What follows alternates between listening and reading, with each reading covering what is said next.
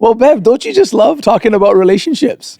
Well, I do love talking about relationships, and clearly our audience is enjoying it. We've had so many comments, so many questions coming in about relationships because, you know what, relationships are where it's at. Like all of us have relationships on different levels and, everybody wants to have that one relationship, whether it's, your spouse or getting into that relationship with your spouse. Everyone's looking for that relationship. So it's something that I think touches the hearts of everyone as we're seeing and we're learning a lot from you. Dr. Love, as he's becoming called. Everybody, Dr. Love is with us. The expectations are getting raised here now. Well, they are indeed. They are indeed. I'm glad we're continuing to talk about it because, everybody, I just feel like everybody wants a love story. My daughter always used to say to me, she says, Mom, but you and Dad have had your love story. I just want my love story. And I think that there's a cry in the hearts of people that everybody wants their great love story. Like they see it on movies or they just want to have that experience of falling in love. Because, after all, there really is nothing like falling in love, and finding that person. But you always say, actually, that God is the author of love stories. That's right, yeah. See, God is the author of relationships, and He has a heart, and He desires for us to experience love more than we desire it. In fact, that desire that's in us is part of God, evidence of God in you, that God wants you to experience love. And I say it this way, God has already written your love story. I just as you're saying that, for some people, I think that's like sometimes a little bit hard to think that God, who created the whole universe, number one, that He's actually interested in us falling in love. We kind of, sometimes we get in these boxes and we think, does God really care about these things? But you're telling us that not only does He care about it, but He's actually written the love story right. for He's every person. And absolutely. And the key to this thing is that you have a role in the love story that God has written for you. So it's important to maybe discover your role in experiencing this love story. And remember, God is not boring in His love stories. He's not like Hallmark where it's the same story over and over, okay? So let me put it this way. God's got a chick flick written for you, okay? Okay, and this is not going to be a copy of everyone else's. So God's very creative. And He takes into account where you were born, the journey of your life, the challenges that you may have experienced, the trauma maybe you may have gone through, the things you've overcome in your life, the family that you were raised in, all that goes into play. And God has a way to bring you into your love story. There might be some decisions you have to make along the way. There might be a thing or two you have to learn. You might have to overcome some heartbreak along the way. Maybe you got involved in a system or a culture that was contrary to God's version of a love story for you. Okay. All that can kind of play into it. So oftentimes people have been, just journeying through life and maybe they come across God in some way and they realize maybe there is a divine love story for me. Maybe there's something that God has written. Is that even possible? And it starts with an awakening of desire in your heart, that you realize what you really want is genuine love, maybe the way God authored it and designed it. Remember, He's the one that's the author of love. Yeah. He's the author of intimacy. He's the author of the story itself.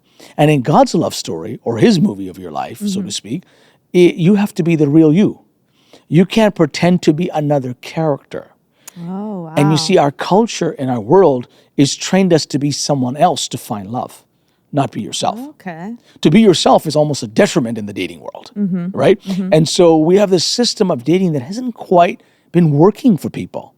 It's just gotten complicated and convoluted, and you go meet from one person to the next person and over again all these people, and then maybe you find a little bit of a long-term relationship and it's over-sexualized. People aren't connecting and don't know how to connect on an emotional level, deeper level, or spiritual level.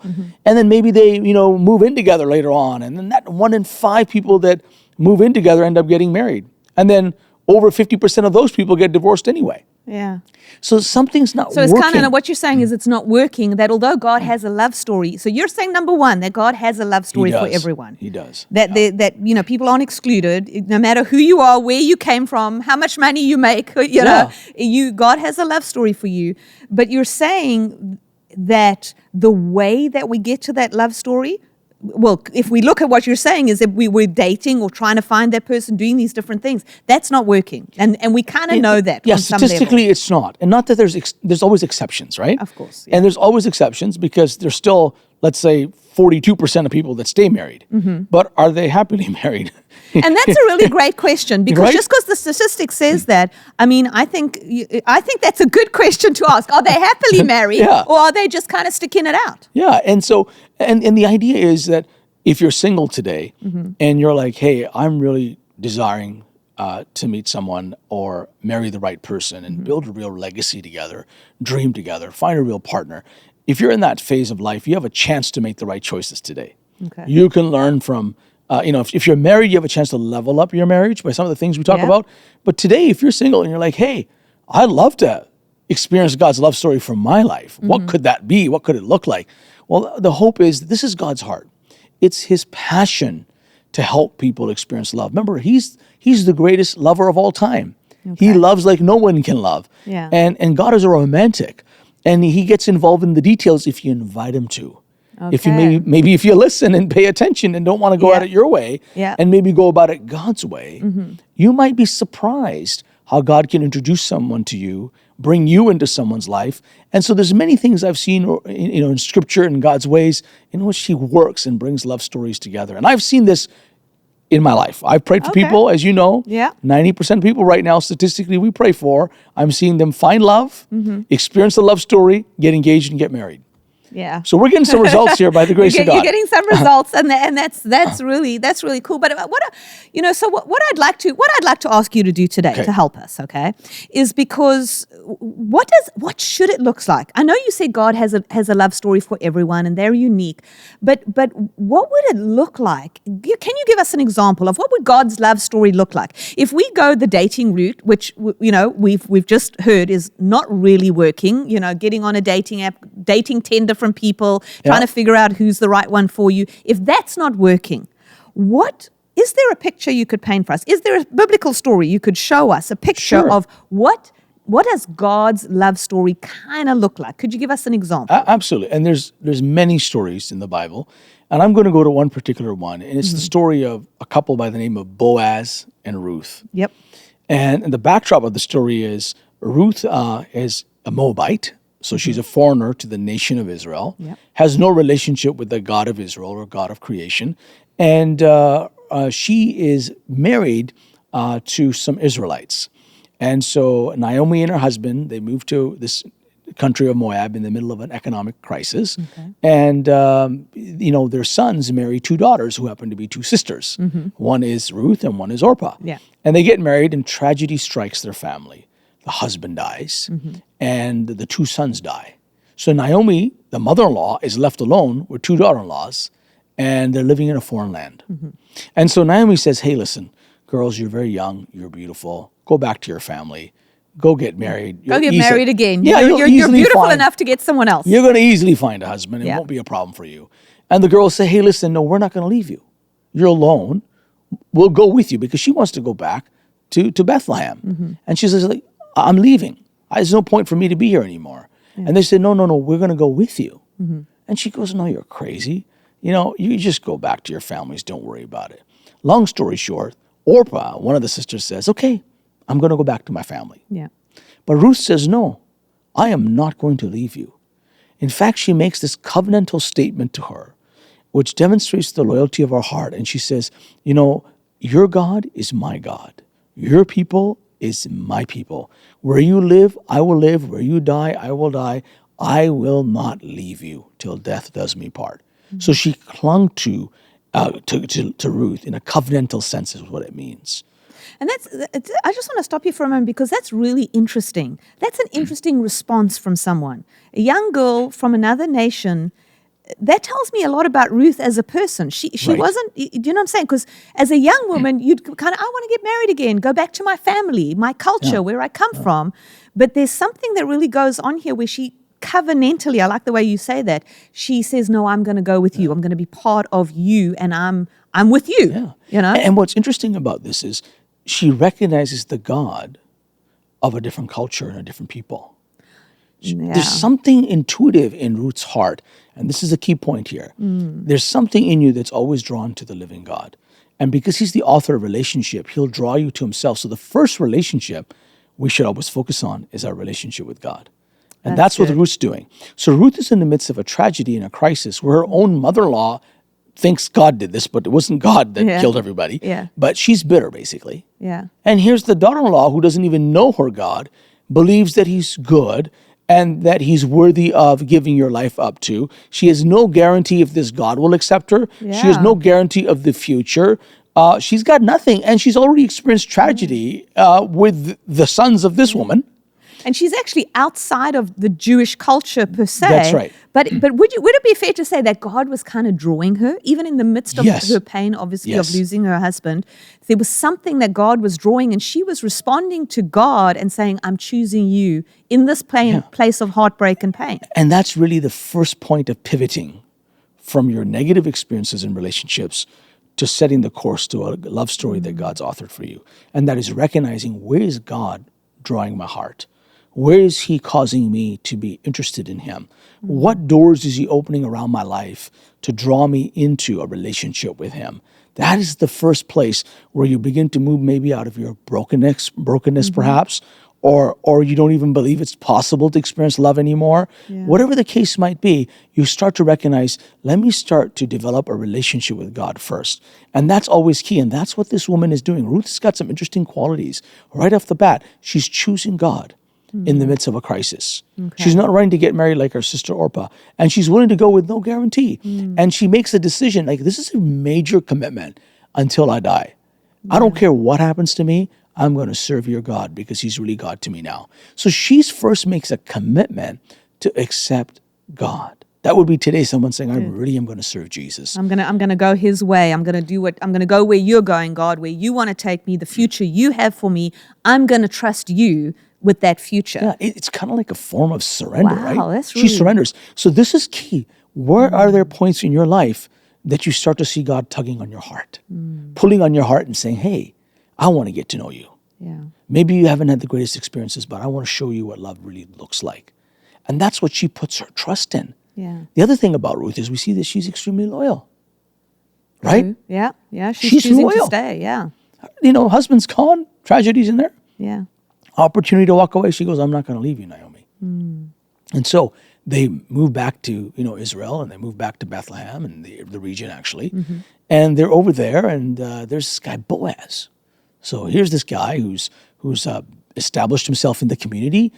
He's pretty economically stable, but he's also got a healthy reputation, and he's carrying legacy in his DNA and in his heart. Okay. And he's got influence in the community.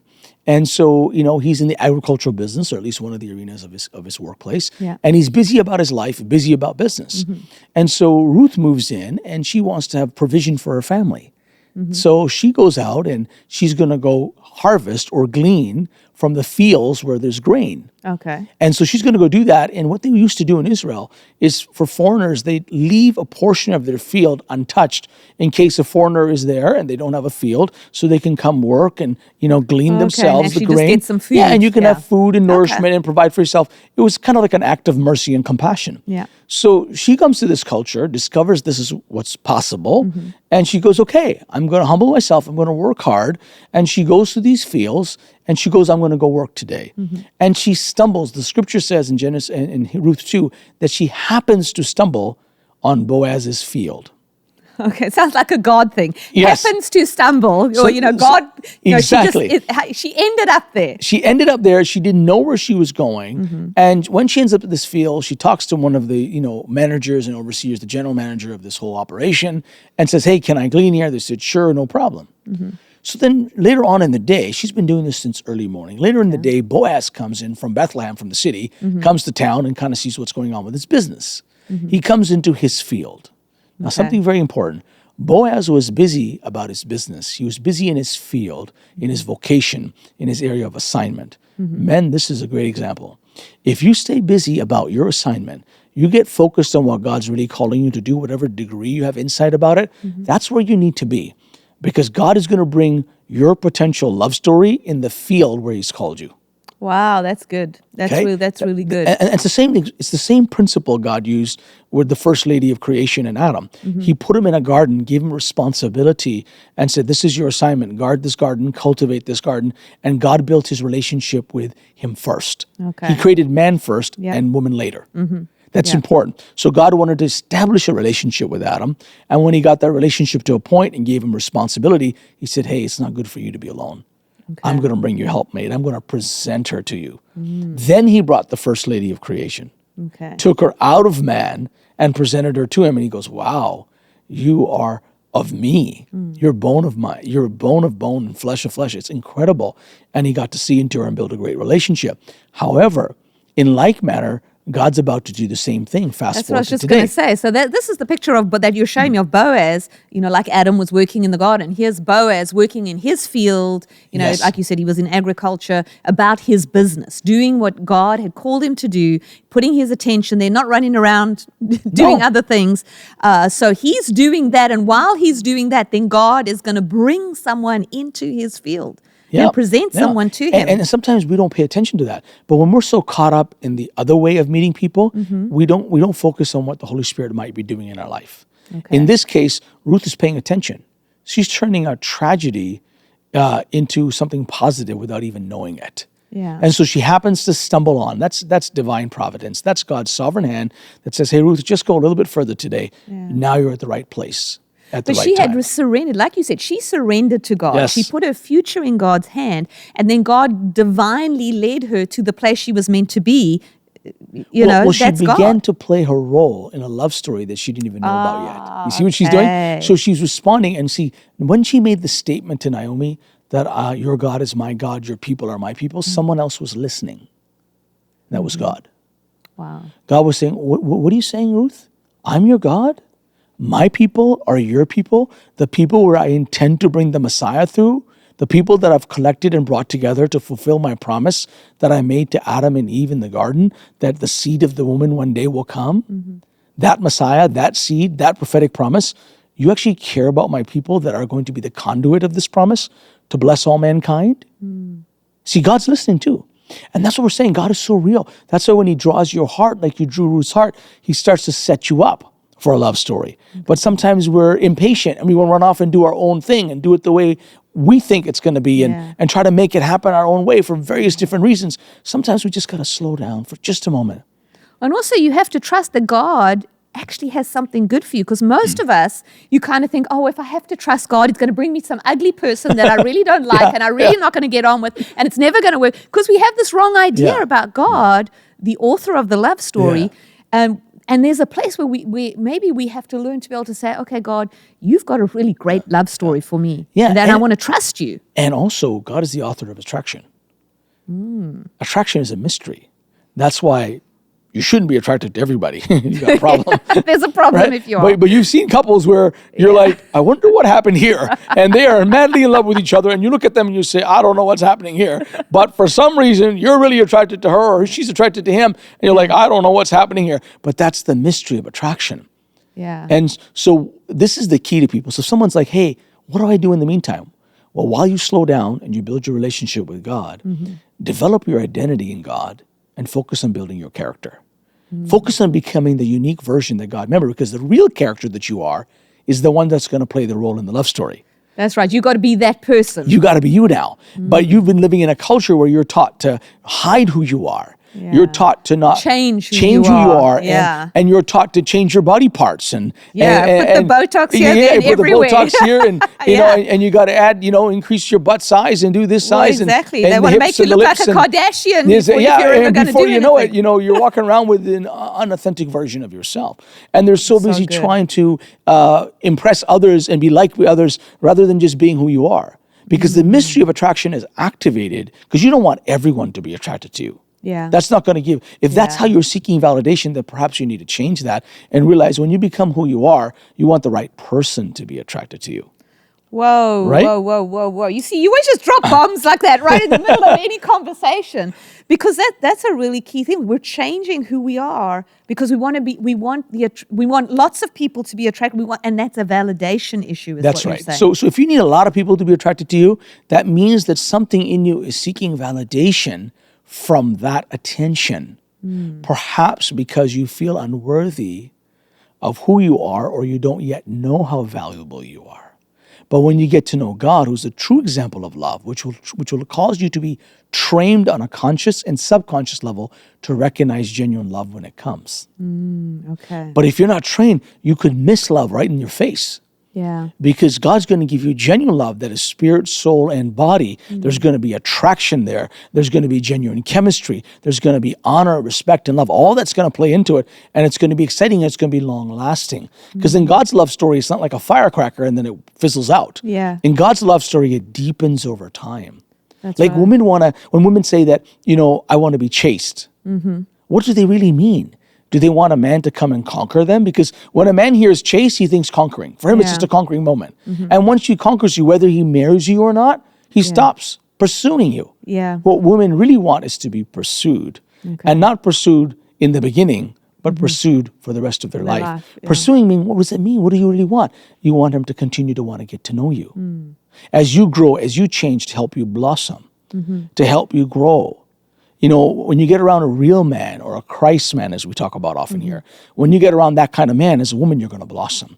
You're going to be cultivated into the woman that you're really called to be. So a real man comes, and a woman's already started this process with God. Then God says, "Hey, let me bring you your love story that will continue this process." So that's really good, right? That's Because so a woman is designed to receive love. Yeah. And so a man is designed to give love. He needs someone to give his love to. Yeah. That's why the act of intimacy, the highest act of intimacy, is giving and receiving. The woman is receiving love. He's giving love.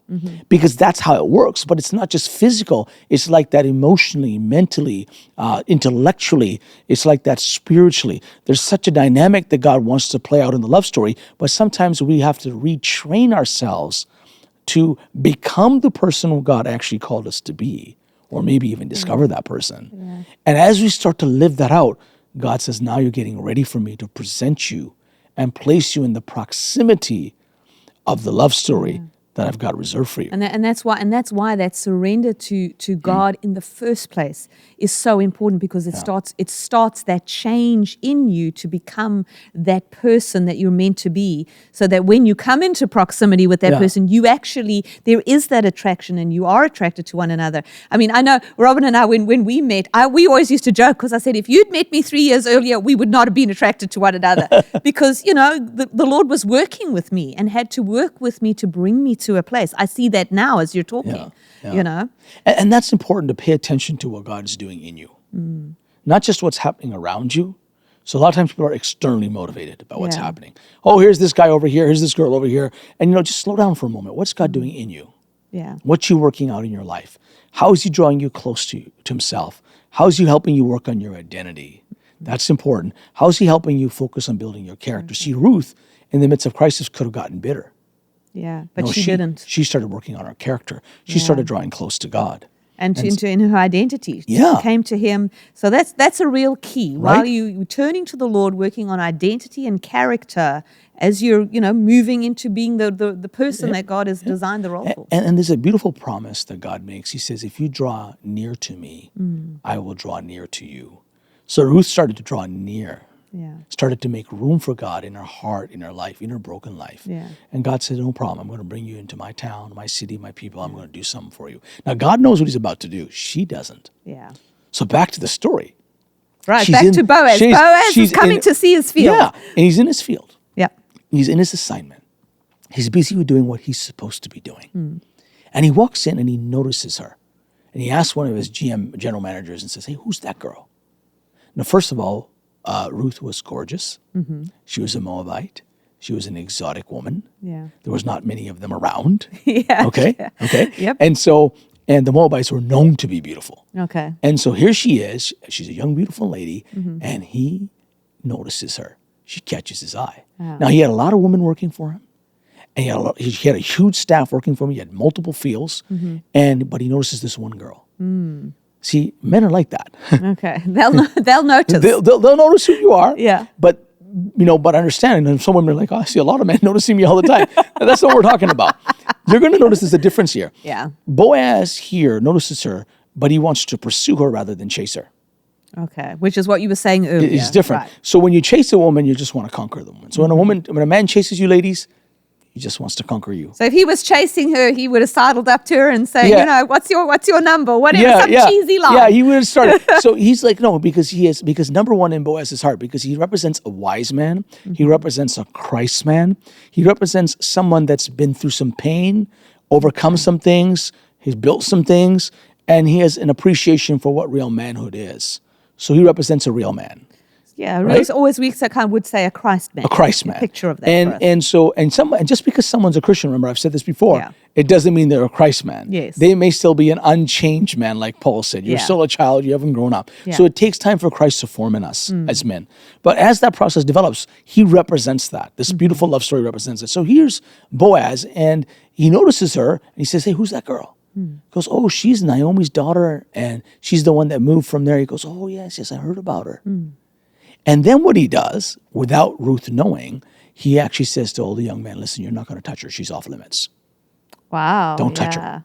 Yeah, that's a really key thing, because as she was coming in, obviously from outside as an immigrant, I mean, maybe even like it is a little bit today. I mean, they could have been hitting on her, or they were, because she was extremely hot. She was HOTT hot, okay? She was she was super hot. Yeah. She was gorgeous, and she's also a woman of character, right? Look what she's doing. She's a hardworking person. That means she's humble. Yeah. She's loyal to her mother-in-law. She moved to a foreign land. She's bold, and she put her trust and faith in the God of these people. Yeah. And she's doing all these things, and Boaz is apparently noticing these things. And that's important. A wise man, a Christ man, has perception. Yeah. He can tell a little bit more about a person and about a woman. Yeah. So he notices her right off the bat, yeah. and he says, hey, man, don't touch her. So in his heart immediately is to protect her. Is to protect her. Because a Christ man always wants to protect them whom he loves. Because the Christ kind of love protects, provides, cares for, and but at this point, he's just noticed her. So there's not even a relationship, but that speaks to his character. That's right. That he actually wants to protect her because he sees how vulnerable she is. And he's not doing it out of a motive to try to get her either. That's just his character. Yeah. You're a foreigner, you've come into my field.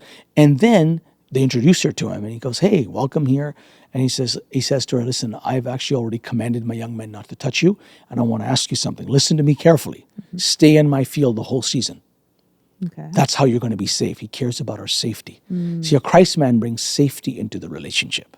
Wow. And he says, you're going to be safe here. No one's going to touch you. You can work here all season, work with my team, work with the girls on my team, and that's who you hang out with. Stay away from the other fields because I can't protect you there, but I can protect you on my field.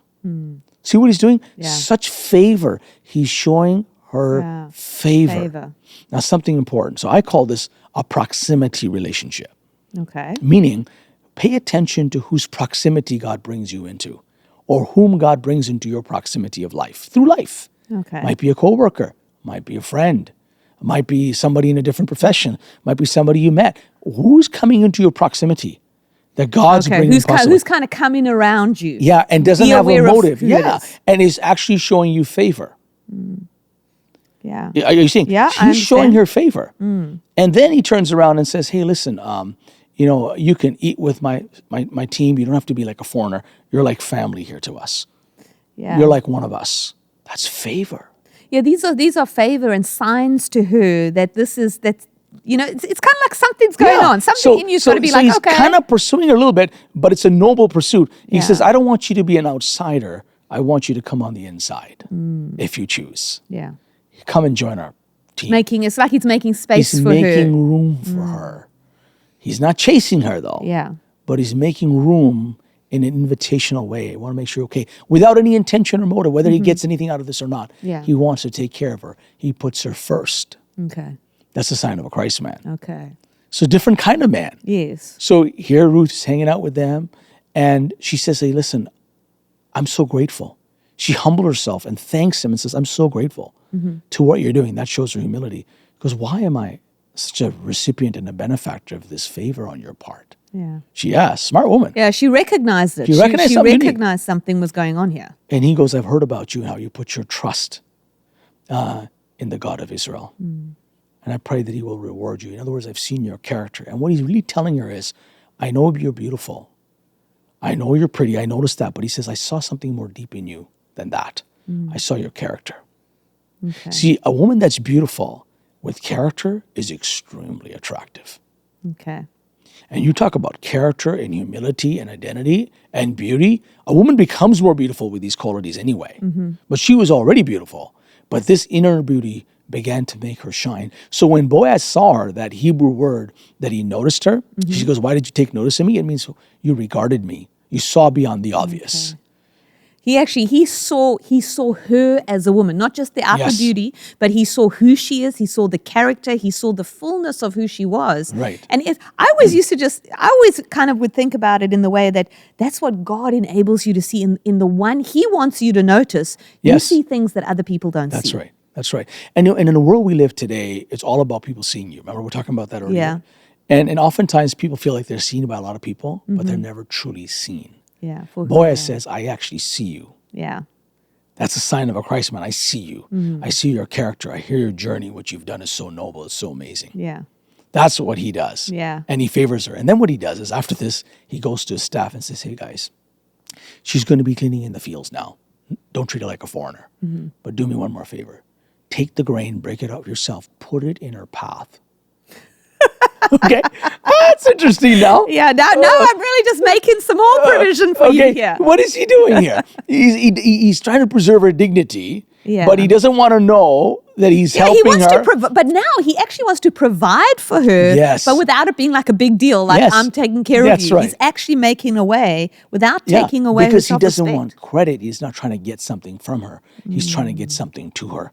Because the real kind of Christ love is all about selfless in nature. So good what you just said. Okay. He's not trying to take something from her. He's trying to give something to her. Wow. That's a different kind of love, Yeah. right? And a lot of times people aren't familiar with this. But it's also in Boaz's character because he's been developing his identity and his character. So therefore he's able to function. So in his case, he's like, look, I'm not looking for credit. I don't want her to even know this, but I care enough about her that I want to make it a little easy for her. Yeah. And that's the sign of the softness of Boaz's heart for her. Yeah. There's something in his heart for her. This is where there's something going on. Yeah. You kind of like, the vibes must be happening by now, I'm sure, between the two of them. Like something's going on here. And he's like, because that instinct in him of love is activated, which is to provide, to protect. He said, I'm protecting you, but I want to provide for you. Wow. Within the limitations I'm allowed to. Yes. But I also understand that you need dignity because you're doing something on your own. And I bless that and I want to favor that and support that. Yeah. But at the same time, I just want to help a little bit. And it's a romantic gesture. It's so romantic. It is. The love in which these things were placed before our path. Now, that's a little bit different than the kind of love, than the gesture we're used to thinking about, Yes, Of how, a guy really likes me. Well, he chases me, he pursued me, did all this. That means he must like me. Yeah. Then he moves on to the next woman. Exactly, yeah. What happened here, right? Yeah. And so Boaz is doing this. And she goes home and she's telling everything to her mother-in-law, what's going down. She goes, hey, I met Boaz and this is what happened. She goes, you won't believe it. This guy's like a distant relative of my husband's. I can't believe you met him. This is amazing. This is incredible. So she's paying attention to what's happening too. Something's going on. And she's wise, lived a little bit longer, so she's probably cluing into what's happening. She's cluing what's happening over here. She's okay, keep going there. And then she says to him, yes, don't go to other men's fields because guys are going to hit on you. Stay with this guy. Run with him. Good advice. That's good advice, yeah. Right? I mean, and because she does know some things. I mean, she, obviously. Yeah, and Boaz was also very observant. He had noticed that there was a lot of young rich men and poor young men that were pursuing her. Okay. He saw them chasing her. Yeah. He saw them hitting on her. Yeah. He saw them interested in her, right? So he's trying to protect her, but he's seeing the level of interest. But guess what he's doing? He's like watching her. And what's interesting is she does not seek validation from those people. But remember, she's single. Young rich men in this area. Yeah, she could have been, having lunch with any of them, and kind of checking out. She didn't start dating them. She had opportunity and she had options. Yeah. But she stayed focused. God's called me in this field. She stayed in that field not knowing what would come of it. Because she was still trusting God and saying, God, I'm going to follow you and I'm going to go where you go, do what you tell me to do. So she's not actually playing any game. She's not trying to, I don't know that she's even trying to find a husband or find a spouse. She's just following the Lord and doing what's in front of her. And I like the fact you brought up games because for Ruth, it was like no games, just love. Yeah. Right? That's what God's doing. And God's love story is no games, just love. Yeah. And if you're used to playing games, you might get in your own way and self-sabotage or delay the potential love story God has for you. And right? I think that happens so much. And we may need to talk about that Sure. at some point, because I think that's a big problem, because we start playing these games and like, oh, well, I think he likes me, so I'm going to go over here and see if he gets jealous. And if he gets jealous, then because I want to test out, is he real or isn't he real? But what you're describing in this biblical story is that those games are not part of the story. They're not going to work in this dynamic. Because if God's the author of the love story, remember, you got to play your role. Which is starting with becoming your real self. Yeah. Not having to hide who you are. Yeah. Not trying to be another version of yourself, so you can be loved and accepted for who you are in the end anyway. So God presents you differently. Let your character shine. Yeah. But the real version of you, not a fake the real version. you, because it's going to be the real you for the rest of your life, when and that's married. the one you want him to fall in love with, and that's the one guys want the girl to fall in love. They want to be desired. Men want to be desired. They want to be loved too. Yeah. And men and women do as well. And so this whole dynamic is so important in the early stages. So proximity is a very important word in this season. I even feel it right now. Proximity is so key, because oftentimes it starts with someone praying and saying, God, I want a spouse. I want a mate. I want you to be the author of my love story. What do I need to do? And they started to surrender a little bit, and they're probably, slowed down a bit. And they're like, God, how are you going to do it? And God's like, I'm going to bring you into proximity of someone. If you're a woman, I'm going to present you to someone. If you're a man, I'm going to bring her within your proximity. So pay attention to proximity relationships. In this case, in this relationship, they already have a relationship, one of coworkers, staff, that kind of relationship. Yeah. And so it's not a courting relationship, dating relationship, romantic relationship right now. But that doesn't mean feelings aren't developing. Or that they're not seeing each other and how they each operate and what their work ethics are like and how they treat people, how they treat others around them. You can see that because they're working in the same area. You're learning a lot about the person without having to see a fake mask or a facade. True. Because you're getting to know them in their real environment. You're getting to know them in who they are. Yeah. So just like Boaz said, you got some character. You left your family. You were loyal to Naomi. You serve my God. That's incredible. So Boaz is recognizing her qualities. Not just her looks, you see. So there's this recognition going on, and there's obviously some feelings flying around, all this kind of thing here. But then how does this relationship go to the next level? Because, they're noticing each other and they're kind of doing some stuff, but then how does it go to the next level? So here's what Ruth does. She goes home, she talks to Naomi, and Naomi gives her some advice. And she says, hey, listen, you need to go propose to this man. And she tells him how to propose. Now, that's a little insane advice. That's a bit, I've always thought that's really bold kind of thing. Because there's some feelings, there's some stuff going on here, but for her to go and propose, that seems really counterintuitive to us in our world. She's going to have to go against her culture. And the Bible calls her a virtuous woman. Yeah. And that word virtuous is the same word used in Proverbs 31:10, that who can find a virtuous wife? Yeah. She's more precious than rubies. Her husband safely trusts in her with his heart. Yeah. So this kind of woman, the word virtuous there is a brave and courageous woman. Okay. Takes a lot of bravery to do what she did. Yeah, I would say. Now, she could have maybe played some immature games and said, well, no, I think he likes me. Let me make him confess.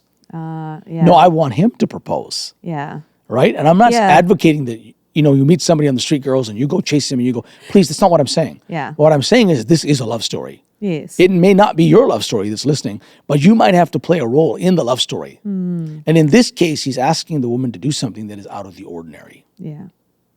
And he's asking her to step forward. And the reason was she was very beautiful.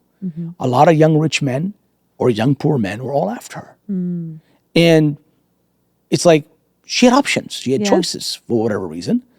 And maybe God wanted Boaz to know, hey, listen, if she chooses you, she's yours. Yeah. Because Boaz is very respectful, and that's equal. When you meet a Christ man, he'll respect you as much as he loves you. His respect will never wane out or diminish for you. Yeah. As his love grows, his respect also grows. That's good. There's always an equal level of respect for you and honor for you. And that was shown from the beginning, from the first time you met her. Yeah. There was always respect. In fact, Christ's kind of love leads with respect from a man. He'll respect you, ladies. He leads with respect. Yeah, so he does. He leads, he showed her, did all of these things, but he never kind of forced himself in that sense. It's a pursuit. It's a sophisticated, delicate pursuit. It's like letting her know, hey, I really, I'm here. I value you. And I value you, and I see all of this, but I'm not gonna I'm not trying to conquer you. Yeah. for my own satisfaction or trophy or achievement. Because I've already done some of those things in my life. I built something. I've built some success, and I realized that's not real success. Real success is staying in my assignment. Real success is building my Christ nature and character. That's kind of what he's doing. So he goes, I really realize who I am. Yeah. And you know what? If you choose to go for those other men, that is your free will and choice. I'm not here to manipulate you or make me. That might be tough for me. I might be disappointed, but guess what? That is your choice, and you have a right to choose. But it's your actual choices that are drawing me to you. Wow. It's your choices that every turn you choose to. You just keep making great choices, which makes me more drawn to you, more amazed by you. Yeah. So she shows up one night. Yeah. And he's laying there, and he comes and wakes him up in the middle of the night at the strike of midnight. Yeah. And he's like, oh my gosh, he's startled. And he's like, hey, what's this woman doing over here? And at his feet, actually. Yeah. And she goes, I'm Ruth. And she proposes to him in a cultural way. Yes, yeah. And he goes, wow. He goes, you even amaze me more. Because the first thing he realizes is, not are you a woman of beauty, a woman of character, humility, you put your identity and trust in my God, and now you're brave enough to defy culture, defy the odds, come in the middle of the night and propose? So that's even more attracted to him now, you see? Yeah. Because to him, he's looking at character, he's looking at this woman, and he's able to realize this woman can communicate. Okay. Because he said, what are you doing here? Yeah. And she clearly communicates her intention and her interest and says, hey, I want you to marry me, if you would. Yeah. Wow. As you're talking, I'm just thinking, even for Boaz, I'm looking at Boaz, and he's this guy, but there's a certain kind of, I want to say, God had a love story for him to bring him a certain kind of a wife. Yes. For what he was called to do. I mean, obviously he obviously was rich, and he had these all of these things. But there's something about his destiny and who he was called to be that was going to need a Ruth. That's right. To be with him. And it's like all of these things, as she just followed the Lord, she became that very woman that was meant to be with him to fulfill something. Yeah. And as you're talking, I'm like seeing that more and more, because God knows who each of them needed. God knew that Boaz needed a Ruth, and Ruth, that they would fit together. And I would say this, in a proximity relationship, if you're in a proximity relationship, guy or girl, whatever the situation is, and you're starting to develop feelings already, it's probably a good thing to communicate that. Make it known, because you're going to waste your time otherwise. And you don't want to be in a position where you suppress your feelings and move on to the next person and you think you've dealt with it. That's not healthy for you. Yeah. That's just going to repeat the cycle of trauma. So it's better to communicate it. It's okay to communicate. It's actually attractive. If you're mature in a relationship, you're looking for communication anyway. Yeah. And if you can communicate in the most difficult time, which at that time could be difficult, especially for a woman, like for Ruth, that's incredibly difficult. So here she's communicating. Now, I'm not suggesting you go propose, but there may be times, because in your love story, the script may require you to come forward. Because you don't know what God is forming and what God is doing. And so, like with her love story required her to do this. Not everybody's does necessarily. Not everyone's does. And not everybody's going to have the same love story. Yeah. But in this case, there were some unique things at play, and destiny was at stake, a great destiny. And oftentimes, the greater the destiny, the more it requires of you to do something you're not normally used to doing. Wow. Okay, and that's important, because that's, by the time Ruth made this move, she demonstrated something. I've overcome my trauma and crisis that I experienced in the family. Yeah. I'm not bitter and blaming anybody for this. I put my trust and faith in God. I'm willing to start over and go work hard if I have to. I'm willing to do this without ever having a chance at relationship or marriage again. And so she's proving herself not to be bitter and not acting out of trauma. Yeah. Because she's not operating out of rejection. No. She's not operating out of anxiety. She's actually in a place of wholeness. You got it. She's in a place of wholeness. She's in a place of hope. She's in a place of, she's in a good place. She didn't make an inner vow that I will never, ever now. Yeah. Because I'm never going to lose a husband again. I'm never going to do this. So. Or she didn't say, well, I won't be able to ever talk to a man again. He has to approach me. He has to do this now. He has to do this and jump through all these hoops. She didn't put that demand before God. She had no demands. Yeah. You see what I'm saying? Yeah. That's a good place to be in. Don't put demands before God. Yeah. Especially if you've been through some heartbreak and had some bad experiences or even a difficult childhood. Yeah. Don't do that. Get over that stuff in the help of the Holy Spirit and the love of God. That's why that relationship with God is important. Then you can begin to come into a proximity with somebody. Yeah. And you can open your eyes. And maybe Ruth was feeling something a little different. Yeah. Maybe someone's here and they're listening to this and watching this and saying, hey, I kind of experiencing something on a deeper level. I'm not even dating and courting this person, but why am I starting to develop feelings for them, but I have had nothing in common with them? I've never done anything. What's happening here? Maybe they're at a deeper level. And it doesn't mean everybody you start to catch some feels for. Yeah, you know what exactly. I'm saying? But there are times where things can be a little deeper and you're like, hey, this is a little different for me. Maybe this wasn't the kind of man Ruth was thinking about, but she certainly said no to all the other guys. Yeah. And honed in on this one. Yeah, because sometimes, especially we have this idea of who we want and this list of who they need to be and what they look like. And then you just think, oh, well, no one's measuring up to that. But sometimes if you just kind of like put that to the side and say, God, what are you saying? Right. And let the Lord, like you said, deep inside, just begin to see that and begin to let the Lord lead you in that. Yeah. That's an important thing. Well, because God's going to make it different, right? So anyway, here's what happens. Boaz says, that's it. Now, when you reach, this is what she wants, pursuit. The moment Boaz knew her intentions, he goes, that's it, I'm going to wife you up. I'm going to talk to the town, talk to the city, I'm going to go through all the cultural norms. That same day, he went to work. Yeah. He goes, we're going to get this done, baby. That's what he did. And then he did marry her. Yeah. Now, what's interesting is God already had a destiny for Boaz, where Boaz was going to be part of the ancestry of God's vision to bring Jesus, the Messiah, to the planet. Okay. That's his destiny. That's his destiny. So it was important to him who he would actually marry because it was destiny at stake. But God said, hey, Ruth, I'd love to include you in this role. Yeah. Because you've brought me into your life, I'm bringing you into my vision now. And here's a Boaz ready for you. You just got to be yourself. You put your trust in me. And as you do, I'm going to do something over here. And her obedience led to her marrying Boaz. And she becomes the great-grandmother of King David. Yeah. Now, amazing destiny. Amazing destiny. Now, here's something interesting. Her sister, Orpah, she is the ancestor of Goliath. The enemy of Israel. So what happens down in their future generations? Her descendant, David, defeats Goliath, the archenemy of Israel. Wow. Now think about that for a moment. That's huge. Yeah. So when you meet a Boaz in your life, he's going to redeem your bloodline. He's going to bring you out of the bloodline that is going to possibly bring problems into your life and restore and redeem you into a Christ future. That's what happens when a Christ man comes into your life. He brings legacy into your life. The legacy he's built his whole life becomes yours. You walk into it and you get to experience it. And the destiny and legacy that he worked for, that he strived for, that he paid a price for, you get to walk in. For example, Boaz was the son of a prostitute, Rahab. Yeah. So he had to overcome some things. Yeah, he did. Rahab was that also. She was the Gentile. She was not an Israelite either. That's why he was open to a foreigner. And this is what I love. This is the beauty of God's love story. Yeah. Because God's love story for every person, there is a Christ man or a Christ woman for you. For everyone, he, like you said in the beginning, he's written a love story for you. It's whether we're going to surrender to him, let him form us and bring us, present us or cause us to see and bring us into proximity with that Christ man or woman who will change your whole destiny. And there'll be an incredible grace wrapped around this kind of stuff. And just like God's the author of love stories, Satan loves to get in the way of love stories. You got to be mindful. Could just be and sometimes people, the enemy will send somebody and they get involved in the wrong person's situation. Oh yeah, that is like a classic one. And you know what? I think that we should maybe talk about that another time because there's a whole lot that we could talk about. But I will the say enemy this: gets in.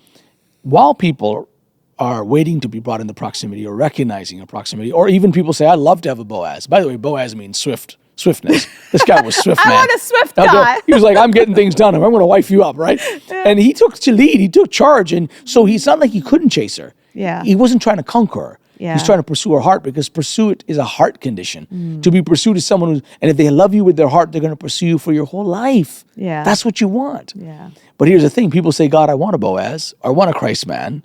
But then they settle for some cheap ass, or some stingy ass or something, or some just going to, don't care for your ass, or some guy just going to sleep with your ass. And you know what? That's not a Boaz. And so in the middle, you're saying, hey, God, you're going to have me meet somebody in proximity, but you're lost in this whole dynamic and you don't even know what you're doing. So stay away from the stingy ass and the cheap ass. Stay away from all the asses. We don't need them. You want a real Boaz, then you need to really understand how God might bring you into proximity and how God might bring that relationship to in your life.